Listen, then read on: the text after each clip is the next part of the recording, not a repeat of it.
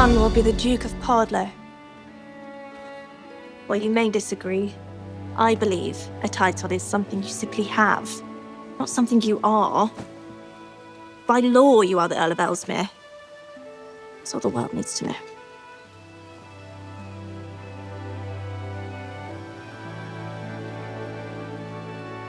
But you're not only that, William. Not to me.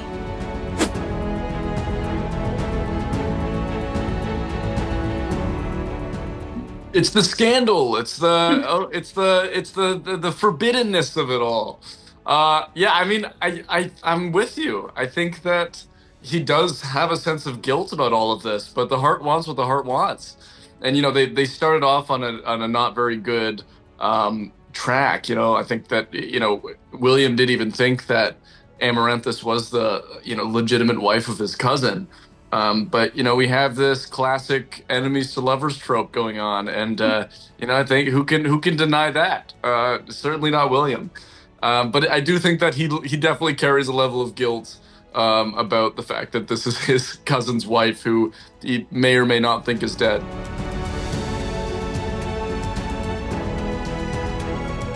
Oh, that's a great question. I don't know.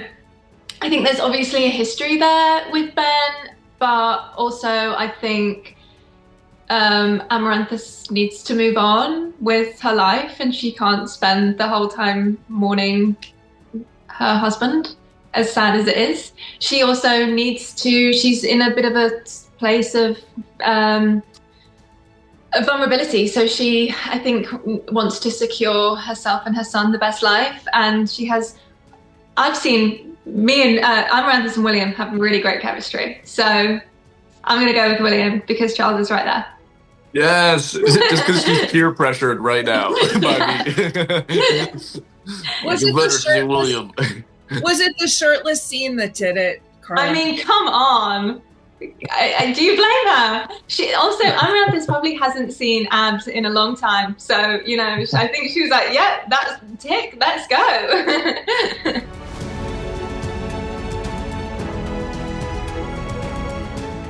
Yeah, that was interesting. I think I've gotten used to it in the Outlander world, right? But yeah, definitely an interesting little scene to film. I had to fill the shoes of my dad, Mr. Jamie Fraser, which is tough because that's a hell of a man right there.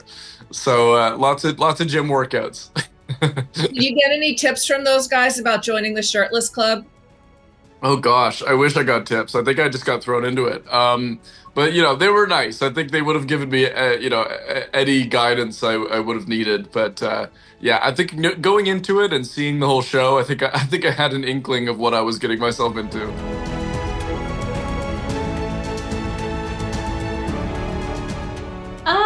Potentially. I think she's a very complex character. As I said, she is in a pretty vulnerable position. She doesn't really have a place anymore within the Grey family. She doesn't come from nobility. She doesn't come from wealth. So I think she's just being very smart in her options in the world. And she knows that as a woman, her identity is tied to the man that she's with. And so I think, are her motivations for getting with William purely based off romantic feelings? No, but I don't think that necessarily means that she's a bad person or a malicious character. I think she's just very smart. She's a survivor, and I don't think many people can fault a mother just trying to give her son the life that she couldn't have.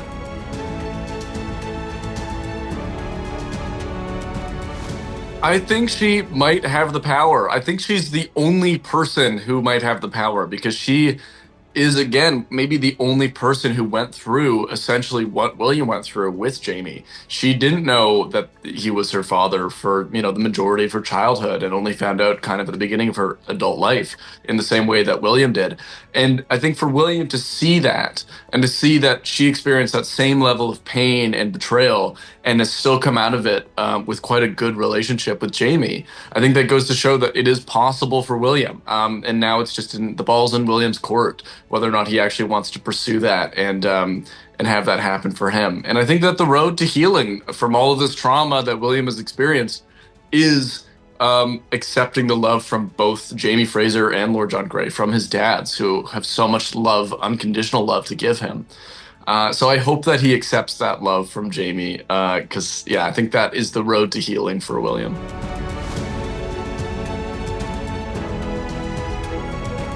Oh, I don't even want to think about that, because William has had way too many terrible experiences with finding people, having a bond with them, whether or not it was his best friend in the war who passed away at the Battle of Saratoga, or whether or not it was Jane. I think he does have quite a track record of people that he loves being lost.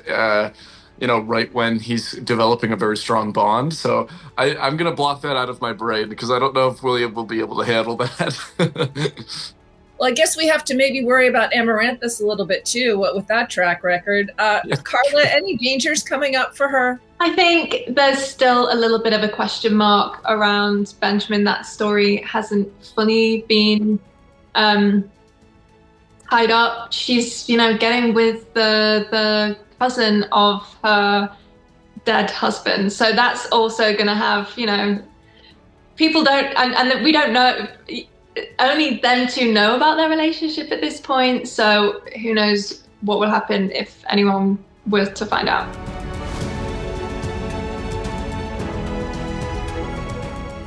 I think so. I think they're also both pretty strong women that aren't afraid to speak their mind. So I think that they would sit down and brew some tea, and they'd have a good chat, I think. And they have a lot in common. They both love botanics, and they're both very smart women. I see that.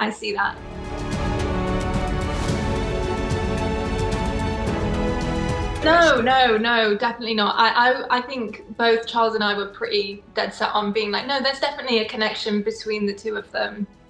So I think, when she sees Brie, I think she's like, maybe I just got the complete wrong end of the stick, and I thought he liked me, but maybe he doesn't, and now I feel really embarrassed, so I'm just going to go to the garden and read my book and ignore him for a little while. I mean, they go from kissing and then she proposes. That's moving pretty fast. She knows what she wants. I mean, she's getting the job done. But I think she's sort of, because William isn't very outward with his feelings in general, and really towards Amaranthus, yes, they've kissed, but he's never outwardly expressed that he has feelings for her. So I think she's trying to just put the feelers out there and gauge sort of what's going on between them, because I don't think she's quite sure herself yet.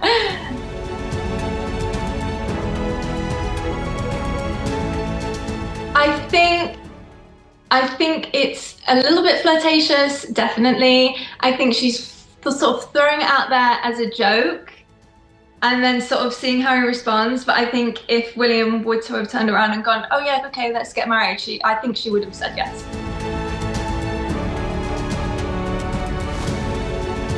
I think she calls his bluff. I think he does have feelings for her, and whether or not I think he is feeling guilty about that in regards to his cousin, and he hasn't been super outward about his feelings, and she throws that out there. She tests the waters a little bit, and I think William can't help but respond to that and expose a little bit of his feelings for her, and I think he's so wrapped up in his own stuff. The idea of family and all that is quite jarring for him.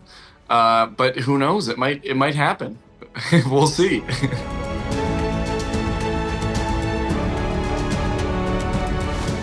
Well, I think the nice thing about that scene is we did get some rehearsal time to get the blocking sorted out and the choreography. So when it actually came to the shooting day, we could really focus on how we felt and, what we were trying to portray to each other, the kind of feelings we were conveying.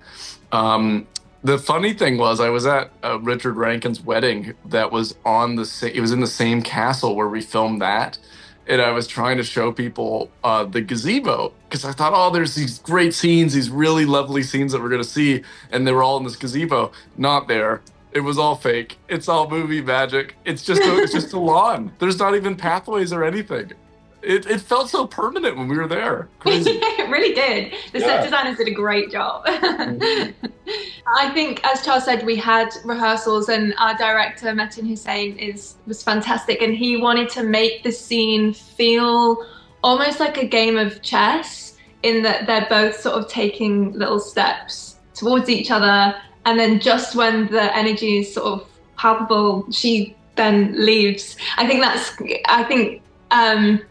that's really fun to sort of play around with, of this like building of the tension, and then she's like, never mind, and then they have this real moment where they actually also open up to each other, and they're quite vulnerable with each other in how William feels about his title and his nobility, and also that Amaranthus doesn't come from that world, and you know, she sees it very differently than he does, and I think it gives him some good advice to maybe deal with his situation.